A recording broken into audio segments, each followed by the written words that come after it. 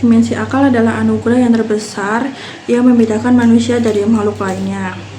Ia bukan sekedar alat berpikir, tetapi petunjuk yang membimbing manusia memahami kebenaran, membedakan yang hak dan batil, serta menahan nafsu dan godaan dunia. Sebagaimana disebut dalam surah Ali Imran ayat 190, yang artinya sesungguhnya dalam penciptaan langit dan bumi dan pergantian malam dan siang terdapat tanda-tanda bagi orang-orang yang berakal, yang berbunyi inna fi khalqi as-samawati wal ardi wa ikhtilafi al-laili wa an-nahar la ayati lil ulil albab.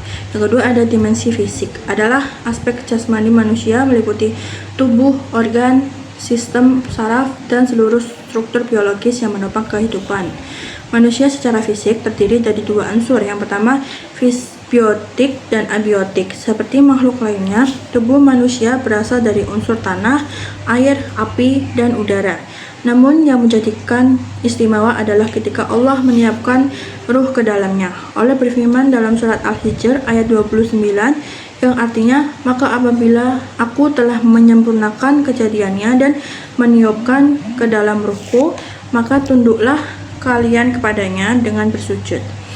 Wa iza sawaituhu wa nafa'tu fihi mir ruhi faqa'u lahu sajidin. Tubuh manusia adalah amanah. Ia bukan sekedar alat gerak, tetapi wadah bagi ruh dan akal.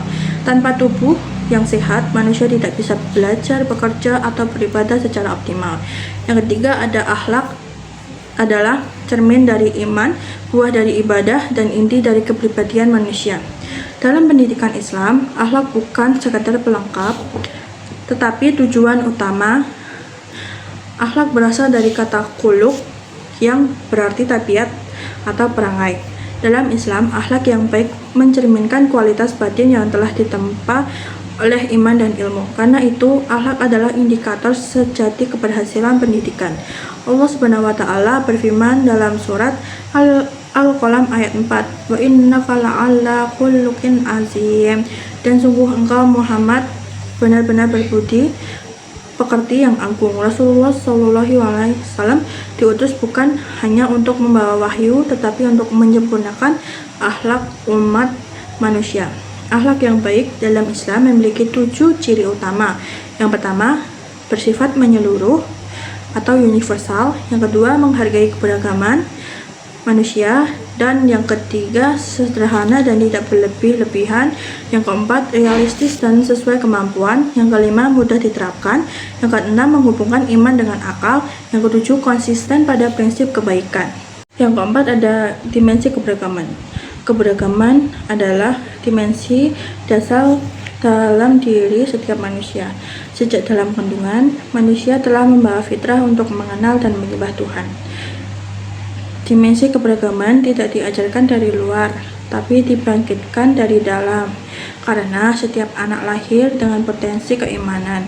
Inilah yang disebut sebagai homo religius, manusia yang secara alami cenderung mencari Tuhan dan makna hidup.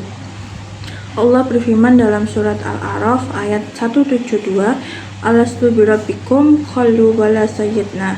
Bukankah aku Tuhanmu? Mereka menjawab, benar, kami bersaksi. Ayat ini menggambarkan bahwa sejak awal penciptaan, manusia telah bersaksi atas keesaan Allah. Artinya, keberagaman adalah bagian dari identitas asli manusia. Tujuan akhirnya adalah membentuk insan kamil, yaitu manusia yang menjalankan perannya sebagai hamba Allah, Abdullah, dan pemimpin di muka bumi.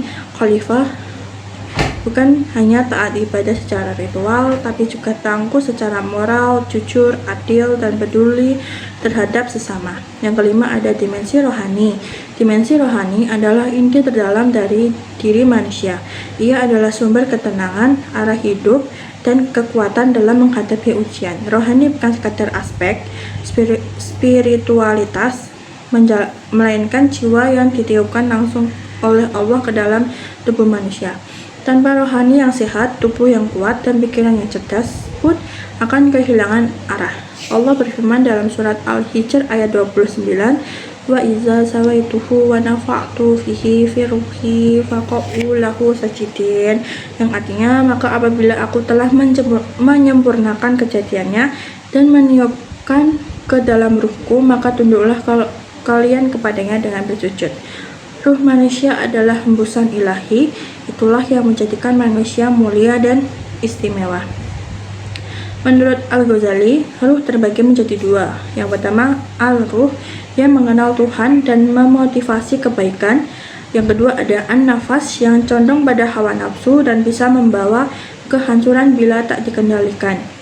Rohani yang tidak diarahkan akan terombang-ambing. Manusia bisa menjadi sangat luhur atau sangat rendah tergantung arah jiwanya.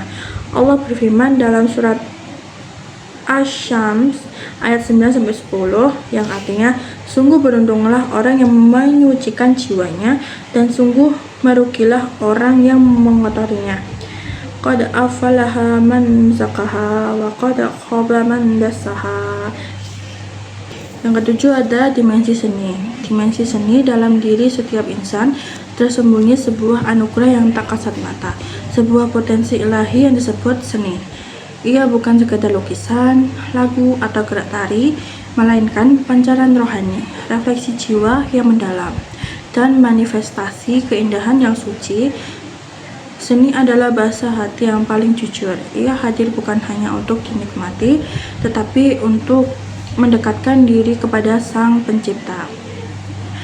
Melalui seni, manusia menjalankan tugas kekhalifahan, menyampaikan pesan, menebar kedamaian, dan mempersembahkan ibadah dalam bentuk yang paling halus. Al-Quran, kitab suci umat Islam, adalah bukti tertinggi dari keindahan ilahi. Di dalamnya tersimpan dalam kekuatan sastra yang mengunggah kata-kata yang tak hanya dibaca, tapi dirasa, direnungi, dan menggetarkan jiwa. Allah berfirman dalam surat An-Nahl ayat 6. Yang artinya, dan kamu memperoleh pandangan yang indah padanya ketika kamu membawanya kembali ke kandang dan ketika kamu melepaskannya ke tempat pengembalaannya. Keindahan sejati tumbuh dari iman. Semakin dalam iman berakar, semakin peka jiwa manusia terhadap harmoni ciptaan Tuhan. Seni bukan hanya ekspresi, tetapi jalan menuju kebenaran dan ketenangan. Seni adalah doa dalam bentuk estetika, adalah cahaya dalam bentuk rasa, dan adalah bukti bahwa ruh manusia selalu merindukan keindahan yang hakiki.